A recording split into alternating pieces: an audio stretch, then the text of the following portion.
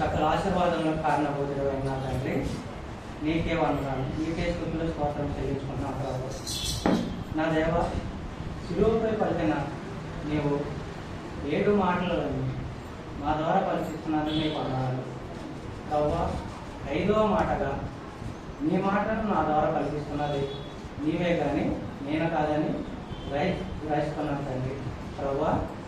ఈ లేఖనంలో ఉన్నదాన్ని తప్పు లేకుండా అందరికీ వివరంగా వివరించగలిగే జ్ఞానమును నాకు దయచేయ ప్రభు. ఈ మందిరంలో అనేక మంది జ్ఞానవంతులు ఉన్నారు, అయినా కానీ ప్రభు వారిని బట్టి నేను వాక్యం ధ్యానించేవారుగా నన్ను ఉంచుతామని, అలాగే ఈ వాక్యం పట్ల వినేవారంతా శ్రద్ధ కలిగి ఉండేలాగా వారి మనసును ఈ వాక్యం పట్ల ఉంచుతామని ప్రభు పేరట యొక్క ప్రార్థన సమర్పించుకున్నాను తండ్రి. ఆమేన్. యేసుక్రీస్తు యొక్క తప్పిదం ఏమీ లేకపోయినా, ఆయనలో ఏమీ లోపం కనపడకపోయినా, యేసుక్రీస్తును మాత్రం సిలువ వేయడానికి సిద్ధపడ్డాడు. పిలాతు అడిగినప్పుడు కూడా నీ మీద నేరం మోపుతున్నారో మరి దానికి నీవు నీ యొక్క జవాబు ఏంటని అడిగినప్పుడు ఆయన మౌనంగానే ఉండిపోయాడు. ఎలా ఉండిపోయాడండి? మౌనంగా ఉండిపోయాడు. గొర్రె పిల్లవలే మౌనంగా ఉన్నాడు. ఎందుకంటే ఆయనకు తెలుసు, నేను వచ్చింది నెరవేరుతుంది, నెరవేరగానే మళ్ళా నేను దేవుని యొద్దకు వెళ్తానని ఆయనకు తెలుసు. యేసుక్రీస్తు వారిని దేవుడు భూమి మీద పంపినప్పుడు దేవుడు ఒక మాట చెప్పి ఆయన పంపించాడు. ఏమని? నువ్వు విషపు కోరలు కలిగిన మనుషుల దగ్గరకు నువ్వు వెళ్తున్నావు, నువ్వు వారితో జాగ్రత్తగా ఉండు అని. ఏంటంటే భూమి మీద ఉన్న వారంతా కూడా అంతా విషము కలిగి ఉన్నారన్నమాట. వారి మాటల ద్వారా కానీ వారి క్రియల ద్వారా కానీ వారు ఎంతో విషము కలిగి ఉన్నారు. అటువంటి సర్పము ఎంత విషము కలిగి ఉంటుందో అటువంటి విషము కలిగి ఉన్న వారి దగ్గరికి నేను పంపుతున్నాను, జాగ్రత్తగా ఉండు అని దేవుడు తన తండ్రి, దేవుడు తన కుమారునికి చెప్పి పంపించాడు. ఈరోజు ఈ 5వ మాటను మనము ధ్యానిస్తున్నాం. ఏంటంటే దప్పిక కొలుచున్నాను అని. మనం సహజంగా దప్పిక కొలుచున్నాము అని అంటే మనకు దాహం వేస్తుంది, నీరు తాగాలి. కానీ దేవుని యొక్క దప్పిక వేరే అండి. దేవుని యొక్క దప్పిక, దాహము అది వేరే. మనము ఒకసారి మంచినీళ్ళు తాగామనుకోండి, వాటర్ తాగినప్పుడు తాగినాక దాహం తీరుతుంది. మరలా 1 గంట తర్వాత 2 గంటల తర్వాత మరలా దాహం వేస్తాం మనకి. ఆ దాహం వేసినప్పుడు మరలా తాగుతాం. కానీ యేసు ప్రభు గారు కలిగిన దాహము ఈ దాహం లాంటిది కాదు. ఇది మనం తాగే నీరు వంటిది కాదు ఆయన దాహం. ఆ దాహం ఏంటన్నది మనము ఇప్పుడు తెలుసుకున్నాం. యోహాను సువార్త 19వ అధ్యాయము 28వ వచనం. అటు తర్వాత సమస్తమును అప్పటికి సమాప్తమైనదని యేసు ఎరిగి లేఖనము నెరవేరినట్లు నేను దప్పుకొనుచున్నానని. చాలు. ఇక్కడ లేఖనము నెరవేరినట్లు నేను దప్పుకొనుచున్నాను అంటున్నాను. మరి ఈ లేఖనములు ఎక్కడ నెరవేరబడింది? యేసుక్రీస్తు వారు వచ్చాక కొత్త అధ్యాయము, కొత్త నిబంధన మనకి ప్రారంభమైంది. మరి యేసుక్రీస్తు వారు రాకముందే లేఖనముల్లో ఈ యొక్క నెరవేర్పు అన్నది రాయబడింది. ఆ నెరవేర్పు ఎక్కడ అన్నది మనం ఒకసారి పరిశీలిద్దాం. కీర్తనల గ్రంథము 22వ అధ్యాయము, కీర్తనల గ్రంథము 22వ అధ్యాయము 15వ వచనం. నా బలము ఎండిపోయి చిల్ల పెంకువలె ఆయను, నా నాలుక నా దవడను అంటుకొని ఉన్నది. నీవు నన్ను ప్రేతల భూమిలో పడవేసి ఉన్నావు. చాలు. అంటే యేసుక్రీస్తు వారు భూమి మీద రాకముందే రాయబడి ఉన్నది, నీ కొరకు మనుష్యునిగా దేవుని కుమారుడు భూలోకములకు వస్తాడు, ఆయన మీ కొరకు పాపములను శాపములను దోషములను తొలగించి మీ కొరకు శిలువపై మరణిస్తాడని ఇక్కడ తెలియపరుస్తున్నారు. మళ్ళీ ఇక్కడ యోహాను సువార్త 19వ అధ్యాయము 29వ వచనం. చిరకతో నిండి ఉన్న ఒక పాత్ర అక్కడ పెట్టి ఉండేను కనుక వారు ఒక స్పంజి చిరకతో నింపి విశ్వపు పొడకకు తగిలించి ఆయన నోటికి అందించేది.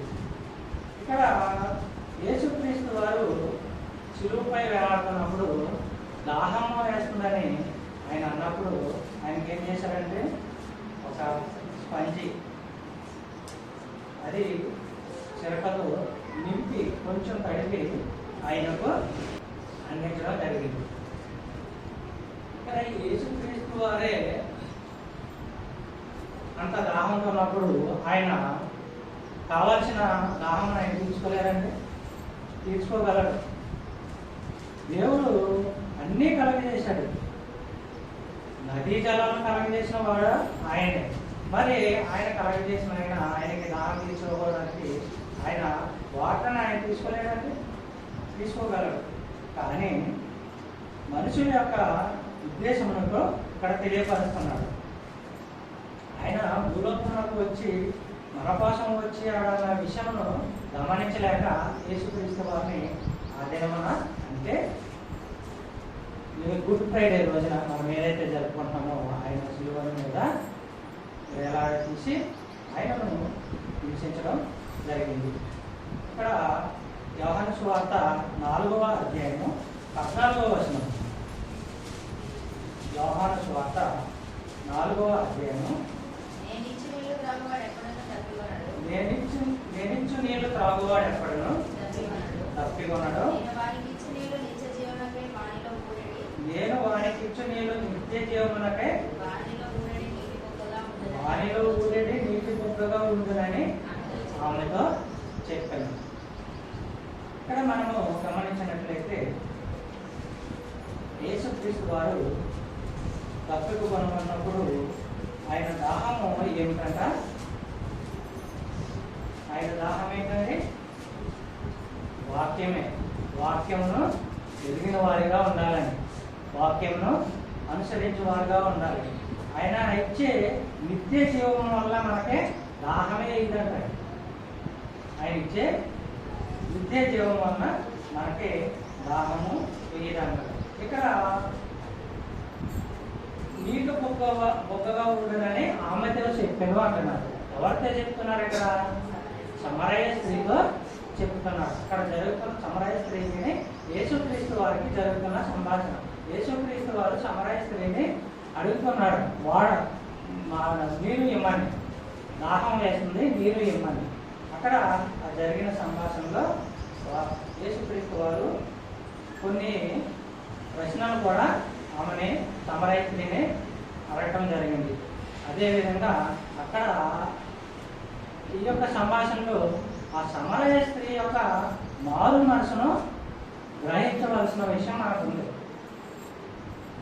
ఇప్పుడు యేసుక్రీస్తు వారు ఆమెని సమరయ స్త్రీని అడిగారు, అమ్మ నీ పెనుమతి ఉంటే పిలువు, నా దాహం ఏంటో తెలుస్తారన్నప్పుడు ఆమె ఏమన్నది? నాకు పెనుమతి లేదు అన్నది. మరి పెనుమతి లేదు అన్నప్పుడు నీకున్నారు కాదమ్మా అని అన్నప్పుడు ఆమె ఏమన్నది? వారు నా పెనుమతి కాదు అన్నది. అప్పుడు యేసుక్రీస్తు వారు సంతోషించి ఆమె నిజాయితీని ఒప్పుకున్నారు. ఆమె నిజాయితీగా ఎంత నిజాయితీగా చెప్తుంది యేసుక్రీస్తు ముందు యేసుక్రీస్తు ఆమెని అభినందించారు. మీరు చెప్పుతున్న విషయము అంగీకారమైన విషయమే, నువ్వు అబద్ధం ఆడట్లేదు అని ఆమెని తీసుకోవడం జరిగింది. అలాగే ఆ యేసుక్రీస్తు యొక్క దాహం ఏమిటన్నది ఆమె ఎరిగి తన మారు మనసు పొంది వాక్యమును అనుసరించి నడుచుకునే విధంగా ఆమె మారింది. తన జీవితంను మార్చుకున్నది. అంటే మనిషిలో మార్పు అన్నది రావాలి అని ఇక్కడ యేసుక్రీస్తు యొక్క దాహం. ఇక్కడ నేను దప్పిగలవాని మీద నేలను, ఎండిన భూమి మీద ప్రవాహ జలములను కుమ్మరించేదను, నీ సంతతి మీద నా ఆత్మను కుమ్మరించేదను, నీకు పుట్టిన వారిని నేను ఆశీర్వదించేదను. అంటే ఎవరైతే వాక్యమును ఎరగకున్నారో, ఎవరైతే యేసును వెంబడించకుండా ఉన్నారో వారి మీద దేవుని యొక్క ఆత్మను కుమ్మరిస్తాను అని చెప్తున్నారు. కీర్తన గ్రంథము 78వ అధ్యాయం 15-16 వచనంలో మనం పరిశీలించినట్లయితే మనము ఇశ్రాయేలుని మనం జ్ఞాపకం చేసుకుని వచ్చాము. అరణ్యంలో ఆయన బండలు చీల్చి సముద్రం అంతా సమృద్ధిగా వారికి నీరు త్రాగనిచ్చెను. బండలో నుండి ఆయన నీటి కాలువలు రప్పించెను. నదుల వలె నీరు ప్రవహింపజేసెను. ఇక్కడ మనము పరిశీలించినట్లయితే మోషేతో పాటు ఇశ్రాయేలు ప్రజలందరూ అరణ్యంలోకి వెళ్తున్నప్పుడు అక్కడ తాగటానికి నీరు లేనప్పుడు ఆయన యేసు ప్రభువు గారు మోషేను బండ ఏదైతే ఉందో ఆయనే పగలగొట్టమన్నప్పుడు ఆ బండ పగిలినప్పుడు ఆ బండలో నుంచి నీరు ధారాళంగా వచ్చింది. ఆ నీరు రావడం వల్ల అక్కడ ఉన్న ప్రజలంతా కూడా వారికి ఉన్న దాహమును తీర్చుకోగలిగారు. మరి ఇంత బండను పగలగొట్టి వారికి సమృద్ధిగా ఇచ్చిన నీరు బట్టి యేసుక్రీస్తు వారికి ఆయన దాహం తీర్చుకోవడము పెద్ద విషయం ఏమీ కాదంటే ఆయన దాహం ఏంటంటే బైబిల్ను అనుసరించి నడుచుకోవటం. అలాగే మనం ఇంకొక విషయం మనం తెలుసుకున్నట్లయితే ఆయన డబ్బుతో కొనుక్కున్న దాహంతో ఉన్నప్పుడు ఆయనకి వారు ఏమి ఇచ్చారంటే అక్కడ ఉన్న ప్రజలు చేదు చిరకను ఇచ్చారు. మత్తయి సువార్త 27వ అధ్యాయము 48వ వచనం.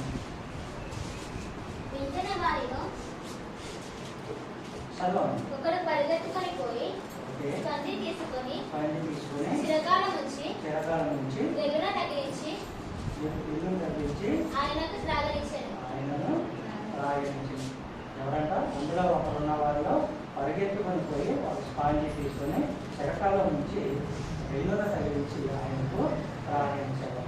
అంటే ఇక్కడ యేసయ్యే ఎన్నో అద్భుతాలు చేశాడు. అటువంటి ఆయనకి మీరు ఏమిచ్చారు? దాహం తీరడానికి చిన్న రాపు ఇలా అంటున్నట్టుగా చిరకాల నుంచి స్వామి నుంచి అలా అందించాడు. మరి అటువంటి మనుషుల మధ్య ఇక్కడ యేసయ్య వచ్చి ఆయన వారి పాపమును కలిగి ఉంటారు, వారి శాపమును తీసివేయ నిమిత్తం ఆయన శిలువపై తన రక్తాన్ని కార్చాడు. ఆయన పరిశుద్ధమైన రక్తంతో ఆయన పాపములను, మన పాపములను, అందరి పాపములను కడిగివేశాడు. ఆయనే రాక్షసంగా మార్చివేసిన ఆయన కాబట్టి ఆయనకే సరైన నీరు అందించలేకపోయాడు. ఇక్కడ ఏంటంటే కీర్తనల 69వ అధ్యాయం 20వ వచనం మనం పరిశీలించినట్లయితే ఆయన ఏమంటున్నాడు? ఏమంటున్నాడు? నాకు చేదు గల ఆహారం తింటారన్నాడు. నేను దప్పిక కలిగి ఉన్నాను, కానీ నాకు చేదుగా ఉన్న ఆహారమును పెట్టాడు. మనము ఉపవాసం గురించి చెప్పుకున్నప్పుడు అనేక మందికి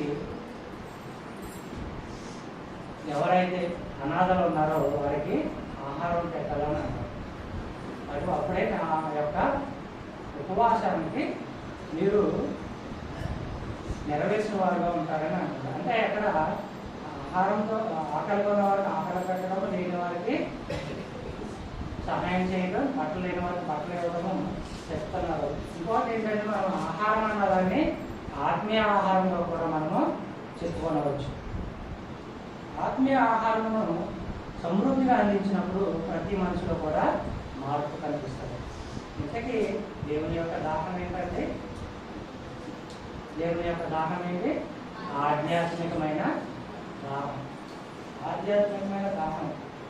ఆయన దాహం ఎలా తీరుతుంది? మనము ఆయన చెప్పిన వాక్యములను, ఆయన చెప్పిన నీటిని గ్రహించినప్పుడు ఆయన యొక్క దాహము తీరుతుంది. పేతురు రాసిన 2వ పత్రిక, పేతురు రాసిన 2వ పత్రిక 3వ అధ్యాయం 9వ వచనం. పేతురు రాసిన కొందరు ఆలస్యమని ఎంచుకొనున్నట్లు ప్రభువు తన వాగ్దానమును గూర్చి ఆలస్యం చేయవాడు కాడు గాని ఎవడను నశింపవలెనని ఇచ్చయింపక అందరూ మారు మనసు పొందవలెనని కోరుచు మీ ఎడల దీర్ఘశాంతము గలవాడై ఉన్నాడు. ఇక్కడ దేవుని యొక్క దాహం ఏంటంటే మారు మనసు పొందాలి. యేసుక్రీస్తే మనకు మాదిరికరంగా జీవించారు. అలాగే మనం కూడా మాదిరికరంగా మనం అనేక మందికి కనిపించాలంటే మన యొక్క ప్రవర్తన, మన మాట తీరు, మన ఆలోచన. యోహాను సువార్త 14వ అధ్యాయం 6వ వచనంలో ఏం చెప్తున్నారు? నేనే మార్గమును, నేనే సత్యమును, నేనే జీవమును, నా తప్పను ఎవరును తండ్రి యొక్క చేయాలి. అంటే ఆయన మార్గము ఖచ్చితమైనది, ఆయన సత్యము నిరూపమైనది, ఆయన జీవము మనకు ఇచ్చాడు. అందుకని వాక్యము అనుసరించే వారిగా ఉండాలి. మరి ఇంకా ఆయన దాహం తీరలేదు. ఆయన ఇంకా ఎందుకని తీరలేదు? ఆయన దాహము మనుషులలో కలహం ఉన్నదంట, అయ్యి విడిచిపెట్టమంటున్నారు. మనుషులలో ద్వేషం ఉందంటున్నాడు, మనుషులలో లాభం ఉందంటున్నాడు, మనుషులలో చెడుతనం ఉందంటున్నాడు. ఇటువంటివి విడిచిపెట్టినప్పుడు నా యొక్క దాహము తీరుతుంది. మార్క్స్ వార్త 7వ అధ్యాయము 21వ వచనం 22వ వచనం మనము పరిశీలించినట్లయితే,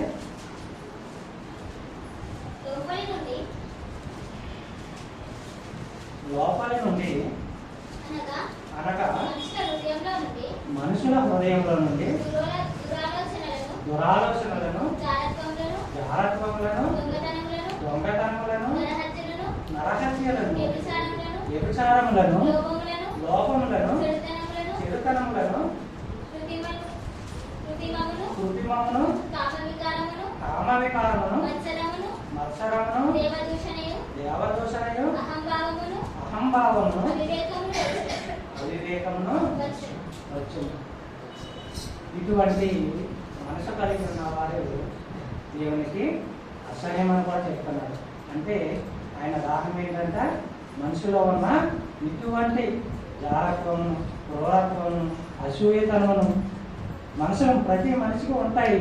అవి తీసివేసినప్పుడు నా యొక్క దాహము తీరుతుందని చెప్తున్నారు యేసుప్రభు గారు. అది అసలైన దాహమైన దాహం. ఎలా ఉండాలంటే అండి, నీతి గలవారు, ఆకలి తప్పులు గలవారు ధన్యులు అంటున్నారు. వారు తృప్తిపరచబడతారు. నిజమేనండి. నీతి కలిగిన వారు ఎలా ఉంటారంట? ఎప్పుడు దేవుని వాక్యము వినాలని దాహంతో ఉంటారంట. దేవుని వాక్యము అనేక మందికి విస్తరించాలని దాహంతో ఉంటారంట. దేవుడు పరలోకం నుండి చూస్తున్నాడు. ఇటువంటి మనసు కలిగి ఉన్నారా? ఎవరైనా నా పట్ల ఇటువంటి మనసు కలిగి ఉన్నారా? నా గురించి నేను బైబిల్లో చెప్పిన, గ్రంథంలో చెప్పిన నీతిని ఎవరైనా బోధించగలరా అనే దాహంతో ఆయన కలిగి ఉన్నారు. అది అనేది ఏంటంటే మనుషులు నీతిగా ప్రవర్తించాలని, పరిశుద్ధులుగా ఉండాలని దేవుని యొక్క దాహం. మనము నిత్యం తాగే నీరు లాంటి వాటి దాహం కాదండి, మనుషుల యొక్క మార్పు కావాలని ఆయన కోరుకుంటున్నారు. అటువంటి దాహంను తీర్చేవారుగా ఉండాలి. మరి అటువంటి దాహంను తీర్చాలంటే నువ్వేం చేయాలి? యేసుని వెంబడించాలి. యేసుని వెంబడించాలి. నువ్వు అనేక మందిని ప్రేమించాలి. ఒక విశ్వాసిగా మారినప్పుడు ప్రేమించాలి. దేవుడికి కావాల్సింది ఏంటంటే ప్రేమ. నువ్వు మనుషుల పట్ల ఎటువంటి ప్రేమ చూపిస్తున్నావు? నీలో లోపల కలహం ఉంచుకొని, వేషం ఉంచుకొని పైకి ప్రేమ ఉన్నట్టు నటిస్తున్నావా? అటువంటిది నీలో ఉండకూడదని దేవుడు తన కుమారుని ద్వారా తెలియపరుస్తున్నాడు. భూమి మీదకు పంపి తన నీతిని ప్రకటించమని, సువార్తను ప్రకటించమని యేసుక్రీస్తుని వారిని భూమి మీదకు పంపాడు.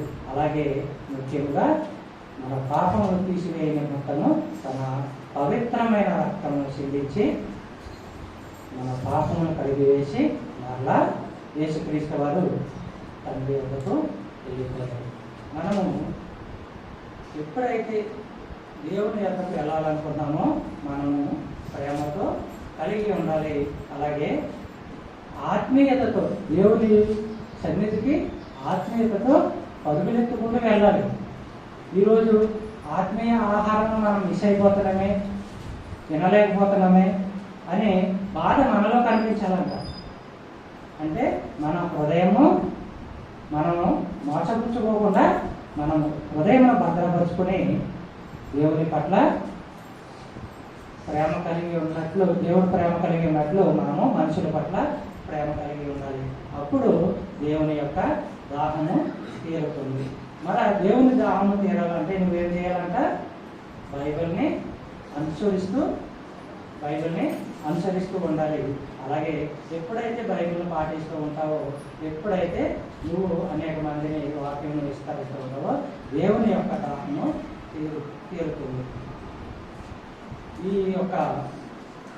మాట దప్పికొనుచున్నాననే మాట దేవుడు నా ద్వారా పలికించాలని ఈరోజు నీ ముందు నన్ను నేను పెట్టాడని నేను నమ్ముతున్నాను. ఈ చెప్పబడిన ఈ యొక్క వాక్యము దేవుడు దీవించిన కనుక